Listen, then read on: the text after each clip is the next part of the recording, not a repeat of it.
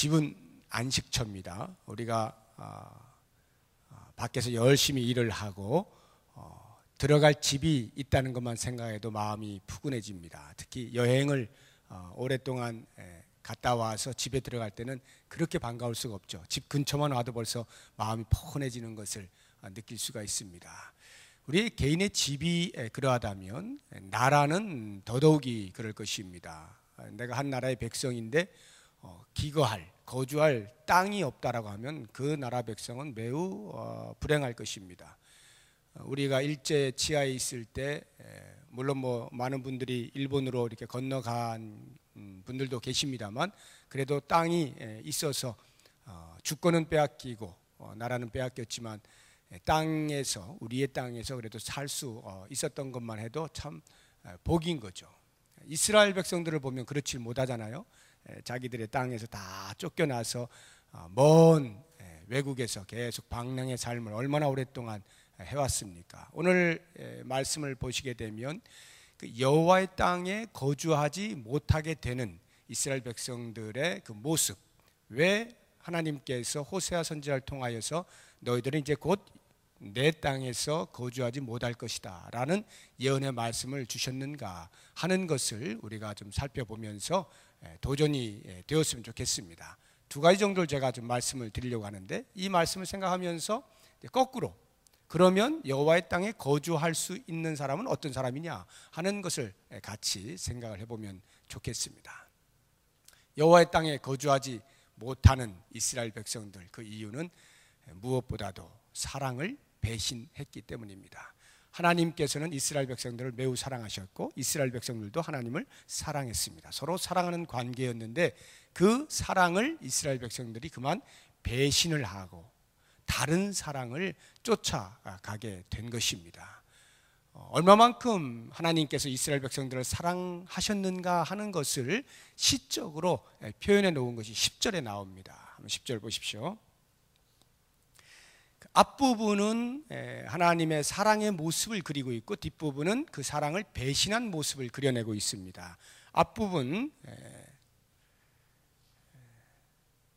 제가 같이 읽자고 하는 거기까지만 읽으시면 됩니다. 첫 열매를 봄같이 하였거늘, 거기까지만 같이 읽으면 됩니다. 시작.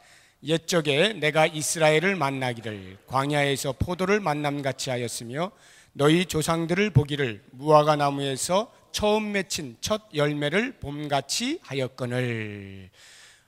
하나님께서 이스라엘 백성들을 사랑하는 그 표현을 이렇게 한 거예요. 광야에서 마치 포도를 만난 것과 같았다는 것입니다. 또는 열심히 기경을 해서 무화과 나무에서 첫 무화과 나무의 열매를 본 것과도 같았다. 그것이 하나님께서 이스라엘 백성들을 대하는, 이스라엘 백성들과 만났던 그 처음에 느꼈던 사랑의 모습이다라고 하는 것입니다. 광야에서는 포도를 볼 수가 없죠. 식물이 살질 못하니까 포도를 볼 수가 없는 거예요. 그러니까 광야에서 만약 포도를 봤다라고 하면 그것만큼 신기한 게 어디 있겠고, 그것만큼 가슴 설레는 게 어디 있겠고, 그것만큼 기쁜 일이 어디 있겠어요. 마치 하나님께서 이스라엘 백성들을 대할 때 그와 같은 심정으로, 설레임으로 그들을 대했다라고 하는 것입니다. 마찬가지로 무화과 나무의 첫 열매를 보았을 때에 그 노력을 했던 결실이 맺혀지는 그 순간에 얼마나 가슴이 기쁘겠습니까? 뿐만 아니라 이제 첫 열매가 맺혔으니까 앞으로 더 많은 열매들이 맺히겠구나 하는 기대감을 가지고 마음에 큰 위로와 기쁨이 넘쳐났을 것입니다. 그런 것처럼 하나님께서 이스라엘 백성들을 대할 때 그러한 사랑의 그 흥분됨을 가지고 만나셨다라고 하는 것입니다. 그런데 이와 같은 사랑을 이스라엘 백성들이 그만 깨버리는데, 그 뒷부분을 보십시오. 10절 읽은 다음부터 다시 읽어봅니다. 그들이 바알볼에 가서 부끄러운 우상에게 몸을 들이므로 저희가 사랑하는 우상같이 가증하여졌도다. 이것이 이스라엘 백성들이 사랑을 배신한 모습입니다. 그들이 바알볼에 가서 부끄러운 우상에게 몸을 들이므로 저희가 사랑하는 우상같이 가증하여졌다. 저희가 사랑하는 우상, 하나님을 사랑했던 이스라엘 백성들이 우상을 사랑하게 되어져서 가증하게 되었다 이 말입니다.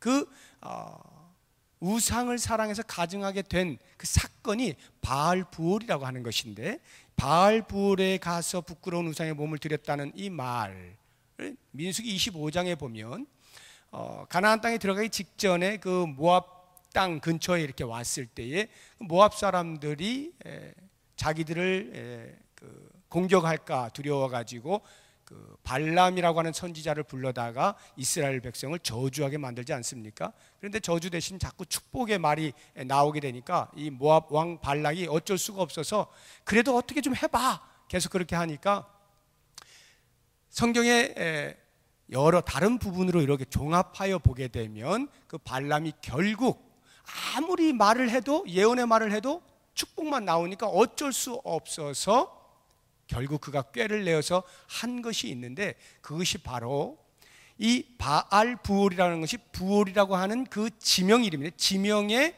부올의 바알을 위한 신전이 있었던 것입니다. 그래서 그 부올에서 늘 바알을 위한 그 우상 숭배를 했던 것인데, 그 바알부올에서 사람들을 유혹을 한 거예요. 모압 여인들을 이렇게 이게 그냥 춤도 좀 추게 만들고 뭐 이렇게 손짓도 하게 하고 이래가지고 그 이스라엘 백성들 남자들을 다 마음을 뺏어버린 겁니다. 그 거기에 오게 만들어서 그 바알볼의 그 바알을 위한 우상 숭배 축제장에 초대를 해가지고 거기에서 음식을 먹고 죽은 자에게 음식을 제사 드린 그 음식을 먹게 만듭니다. 이것을 시편 기자는 그 바알부올과 연합하여 이렇게 표현하고 있습니다. 연합하여 죽은 자에게 제사 드린 음식을 먹음으로 하나님의 진노를 샀다라고 표현하고 있거든요.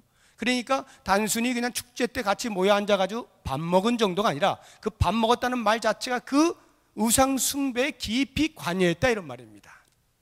그것을 연합이라고 하는 단어를 사용을 한 것입니다. 그만큼 이스라엘 백성들이 타락을 하게 되었어요. 뿐만 아니라 여기 몸을 드림으로 이렇게 나오지 않습니까? 우상에게 몸을 드렸다는 게 무슨 말일까요? 몸을 드렸다는 것은 그 바알의 그 축제에는 언제나 음행이 같이 있었어요. 그래서 성창이라 해서 거룩한 창기, 성창이라 그래가지고 그 제사 드린 데는 언제 그런 사람들이 있습니다. 그래서 얼마나 많이 그와 같은 음행을 하느냐에 따라서 바알이 기뻐할 것이다. 그래서 더 많은 비를 내려줄 것이다. 이러한 그 어떤 신념이 있었기 때문에 공공연하게 그 축제장에서 그런 매춘이 이루어지고 있었던 것입니다. 이게 바로 이스라엘 백성들이 그 모압 여인들과 함께 음행을 하면서 몸을 드리게 된 사건인 것입니다. 그래서 그때를 기억하면서 이 호세 선지자가 지금 자기 당대의 그 이스라엘, 북이스라엘의 모습이 마치 그와 같이 하나님으로부터 멀리 떨어져서 그 하나님의 사랑을 배신한 모습이다라고 고발을 하고 있는 거예요. 그래서 1절, 2절을 한번 보시게 되면 1절에 이스라엘아 너는 이방 사람처럼 기뻐 뛰놀지 말라. 내가 음행하여 내 하나님을 떠나고 각 타작마당에서 음행의 값을 좋아하였느니라. 이 말표현이 바로 제가 방금 설명해 드린 바알부올에서 있었던 바로 그와 같은 모습인 것입니다.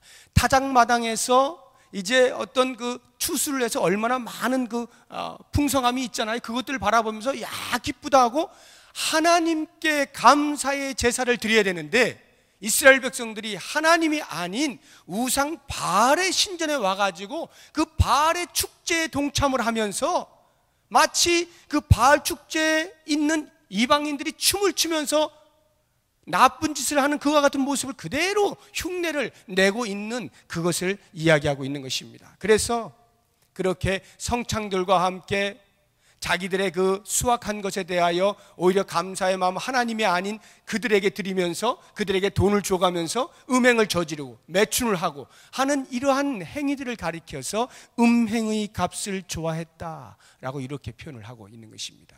이게 이스라엘 백성들이 더 이상 하나님의 약속의 땅에 거주할 수 없는 이유가 되는 것입니다. 너무나 당연한 것 같아요. 여러분 가운데에서 다들 지금 우리가 이제 결혼을 한 사람들인데, 만약에 내 배우자가 밖에서 바람을 피웠어요.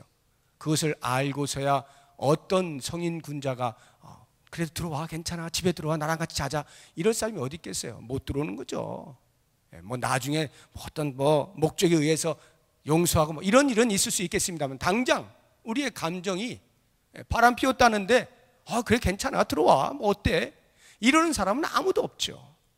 하나님께서 당신의 사랑하는 이스라엘 백성들을 함께 사랑하며 살기로 그렇게 작정하고 그렇게 살자라고 이야기를 굳건히 했건만, 이스라엘 백성들이 그 사랑을 배신하고 다른 것으로 눈이 돌려졌을 때에 어떤 신이 괜찮아 그래도 너는 내가 약속한 땅에 계속 살 수 있어, 이렇게 하는 신은 없는 겁니다.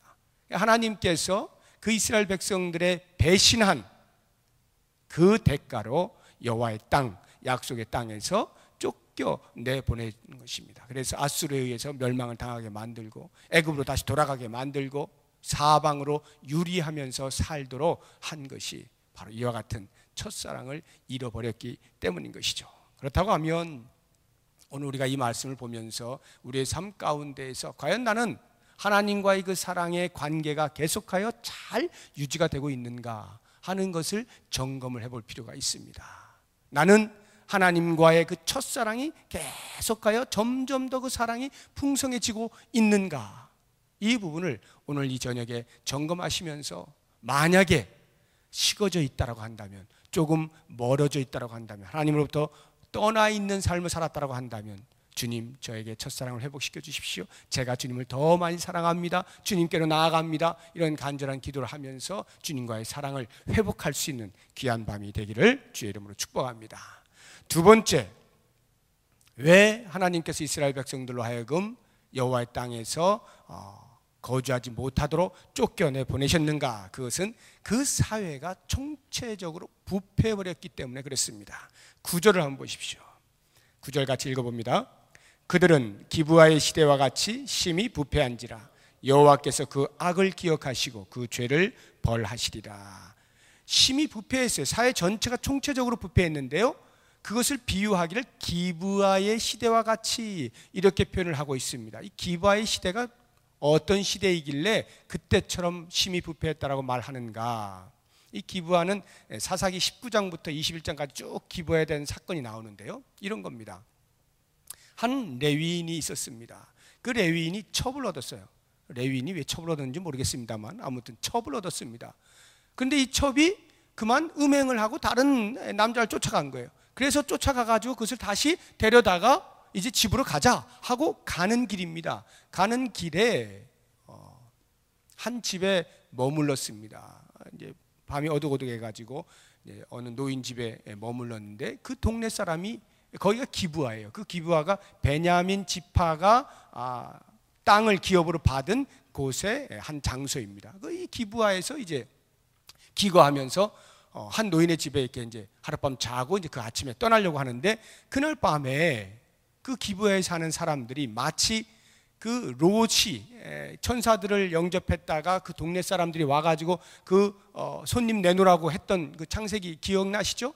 똑같은 사건이 일어난 겁니다. 그 동네 사람들이 데리고 나오라는 거예요. 그 레위 사람을 데리고 나오라는 거예요. 그러니까 그 동성애인 거죠. 동성애. 레위인이 남자 아니에요? 남자를 데리고 나오라 하니까 그 주인이 제발 그건 우리 손님이니까 그러지 말고 제 딸이 있고 이 레위인이 데리고 온 첩이 있으니까 이 여인들을 내줄 테니까 어떻게 좀 이 사람은 좀 봐주십시오. 지금 여자들은 도저히 이해할 수 없는 말이지만 그 당시에는 그랬단 말이에요. 그래가지고 겨우겨우 이렇게 달랬는데 뭐 막무가내 안 돼요. 계속 레위인을 내놓으라는 거예요. 할 수 없이 레위인이 자기 첩을 직접 데려다가 그들에게 건네주고 자기는 집으로 쏙 들어와 버립니다. 그날 밤에 이 첩이 그 사람들에 의해서 완전히 농락을 당한 거예요. 그래서 그 다음날 아침에 데리고 이제 집으로 가려고 탁 보니까 집 앞에 엎드러져 있는데 죽어버린 거예요. 그 사건이 생기자 레위인이 이 첩을, 좀 무서운 이야기지만 죄송합니다, 성경에 그대로 표현되어 있기 때문에 12동강을 냈어요. 사람을 12동강을 내가지고 12지파 각 이스라엘 전역에 보내버렸습니다. 이런 사건이 있었다. 그러니까 이스라엘 전체가 발칵 뒤집어진 거예요. 지금까지 이래 본 적이 없다는 거지. 아무리 악해도 이렇게 해본 적이 없는데 어찌 이럴 수가 있는가. 하고는 그 12동강난 그 조각들을 보면서 분개를 하고, 그 분개는 레위인에 대해 분개한 게 아니라 그렇게 한 여인을 죽기까지 농락을 한 그 베냐민 지파에 대하여서 분개를 하고 있는 거예요. 그래서 이스라엘 총회가 미스바에 모였습니다. 미스바에 모여가지고 이거 안 된다, 그냥 놔두면 안 돼, 징계를 해야 된다 해가지고 40만의 칼을 든 병사들이 모여가지고 베냐민을 불렀습니다. 베냐민 지파, 너희들 왜 그렇게 했어? 그렇게 한 사람들 다 불러내, 우리가 그들을 죽여서 일벌백계를 하겠다. 그렇게 했는데 이 베냐민 지파 사람들이 그것을 허락하지 아니하고 같이 싸웁니다. 이런 일이 벌어졌거든요. 바로 이와 같은 기브아의 그 부패, 그것은 단순히 한 사건이 아니라 그 사건이 그 시대를 대변을 해주고 있는 거예요. 사회 전체가 도덕적으로 완전히 땅에 떨어져 있는 그러한 삶을 살고 있었다는 것인데, 호세아 시대가 마치 그 시대를 방불케 하는 도덕적 불감증에 걸려 있었다라고 하는 것입니다. 이러한 도덕적 부패뿐만이 아니라 이것들을 관리하고 좋은 사회를 만들 만큼의 지도력 자체가 또한 부패가 되었다 하는 것입니다. 지도력이 부패가 되었어요. 그래서 이 기브아 사건을 가지고 온 이스라엘 총회가 모여서 베냐민을 징계하려고 할 때에 그 베냐민 지파 사람들이 무시를 하는 것입니다. 권징을 무시해버리는 거예요. 너희들이 뭔데 우리를 그렇게 해? 하고는 우리도 싸운다. 그들이 사람을 모아다가 같이 싸웁니다. 그래가지고 600명 남고 다 죽어버리죠. 베냐민 사람들이. 그때 몽땅 다 죽습니다. 그만큼 지도력이 상실되어 있어요. 너희가 뭔데 우리를 간섭해? 라고 하는 것입니다. 아무런 지도력을 행사할 수 없을 만큼 지도력이 땅에 떨어졌다는 거예요. 그것은 단순히 힘이 없다는 것뿐만이 아니라 그 지도력 자체가 부패했다, 이런 말이에요. 그래서 성경을 보게 되면 호세아 시대에 얼마만큼 지도력이 부패했는가 하는 것이 7절, 8절에 나옵니다. 7절, 8절 눈으로 한번 보십시오. 이게 좀 어려운 말입니다. 형벌의 날이 이르렀고 보응의 날이 온 것을 이스라엘이 알지라. 선지자가 어리석었고, 선지자가 지도자 아닙니까? 선지자가 어리석었고 신에 감동하는 자가 미쳤나니. 신에 감동하는 자, 선지자를 말하는 거예요. 그런 자가 미쳤다는 것입니다. 이는 내 죄악이 많고 내 원한이 큼이니라. 지도력이 부패한 거예요. 에브라임은 나의 하나님과 함께한 파수꾼이며, 여기 에브라임은 에브라임에 있는 그 선지자가 하나님의 파수꾼이다, 이런 말인데, 파수꾼은 당연히 하나님의 뜻을 조차 전달을 해주는 의무가 있잖아요. 그런데 그것을 제대로 행하지 못했다, 이런 말이에요. 그리고 그 다음에 선지자는 모든 길에 친 새 잡는 자의 그물과 같고, 백성들이 전부 이러한 거짓 선지자들에 의하여서 부패할 대로 부패되어지고 질서가 전혀 없어지는 무정부의 상태가 되어버렸다라고 하는 것입니다. 이러한 사회상 지도력이 완전히 땅에 떨어진, 그래서 15절을 보시면 제일 뒷부분 15절에 그들의 지도자들은 다 반역한 자니라. 그들의 지도자들은 다 반역한, 하나님 앞에서 바르게 서 있는 지도자가 없다, 이 말이에요. 대단히 드물다, 이런 말입니다. 이렇게 지도력이 전체적으로 부패했어요. 파수꾼의 역할도 실패했고요. 거짓 선지자들이 난무하고요. 그나마 뭐 말해봐야 들은 척도 하지 않는 그러한 시대가 되어버렸다라고 하는 것입니다. 한 걸음 더 나아가서 영적으로도 땅에 떨어진 영적인 부패가 있는데, 그것이 17절의 말씀이에요. 그들이 듣지 아니함으로. 이 말씀이 영적으로 얼마만큼 부패했느냐라고 하는 것을 대변해주고 있는 것입니다. 즉 불순종하였다라고 하는 것입니다. 하나님의 말씀에 대하여 두려워하지 않는 거예요. 말씀을 순종하지 않는 것입니다. 신명기 28장에 보면 순종의 복과 불순종의 복에 대해, 불순종의 저주에 대해서 나오는데, 순종에 대해서는 1절에 14절까지, 불순종에 대해서는 15절부터 68절까지 거의 4배에 다다르는 불순종에 대한 저주에 대해서 상세하게 기록을 해놓고 있습니다. 불순종하는 것이 인간의 기본적인 자세이기 때문에 하나님께서는 이스라엘 백성들이 가나안 땅에 들어가기 전에 제발 너희들만큼은 광야에서 왜 너희들이 40년 동안을 헤맸는지를 잘 기억하고 가나안 땅에 들어가면 절대로 불순종하지 말고 오직 내 규례를 따라 명령을 조차 순종하여서 내가 너희에게 주고자 하는 그 복들을 받아 누려라 라고 신신당부를 하신 거거든요. 그런데 보십시오. 세월이 흘러서 이렇게 호세아 시대가 되니까 이스라엘 백성들은 역시나 불순종하여서 하나님의 말씀을 아예 들을 생각조차 않을 정도로 영적으로 둔감해져 있는 부패한 상태에 도달하게 된 것입니다. 이와 같은 사회 전반에 걸친 부패함이 하나님께서 당신의 백성들을 그 여호와의 땅, 약속의 땅에 계속하여 거주하게 하실 수 없게 만들게 된 것입니다. 그러므로 사랑하는 여러분, 이 밤에 우리가 이 말씀을 보면서 우리가 어떻게 여호와의 땅에, 하나님께서 약속하신 그 땅에, 하나님의 통치가 있는 그곳에 우리가 머물러 거주할 수 있을 것이냐, 이렇게 볼 때 거룩을 찾아야 됩니다. 내가 거룩하니 너희가 거룩해야 된다. 내가 거룩하니 너희도 거룩해야 한다. 내가 거룩한 것처럼 너희도 거룩해야 한다. 이 거룩을 회복해야 돼요. 우리의 도덕도, 우리의 지도력도, 우리의 영성도 이 거룩을 향하여 나아가야 됩니다. 그래서 모든 부패한 것들을 다 부수고 다시 거룩을 회복하고 찾아내게 될 때에 우리는 하나님의 통치 아래에 머물러 있을 수가 있게 되는 것입니다. 이 밤에 기도하실 때에 이스라엘 백성들과 같은 우를 동일하게 이 시대에 우리가 범하지 않게 하시고 하나님의 통치여 이 땅에 임하소서. 우리가 주 앞에 있습니다. 주님이여 저를 사용하여 주옵소서. 제 심령이 하나님을 향하여 있겠습니다. 다른 그 어떤 것에도 한눈 팔지 아니하고 오직 하나님께만 내 사랑을 드리겠습니다. 저를 사용하여 주옵소서. 뿐만 아니라 내가 주님의 거룩처럼 나도 거룩하길 원합니다. 저를 빚어주셔서 하나님의 영광을 위하여 사용하여 주옵소서. 이렇게 기도하시는 귀한 시간 되시기를 바랍니다. 기도하겠습니다.